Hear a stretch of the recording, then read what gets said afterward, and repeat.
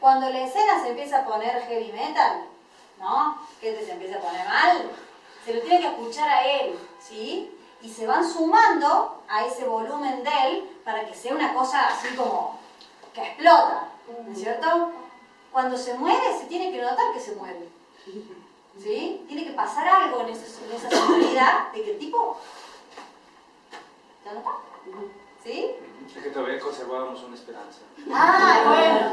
Bueno, si querés resucitar, no pasa nada. Merece morir. Pero trabajémoslo por lo menos con esta, ¿sí?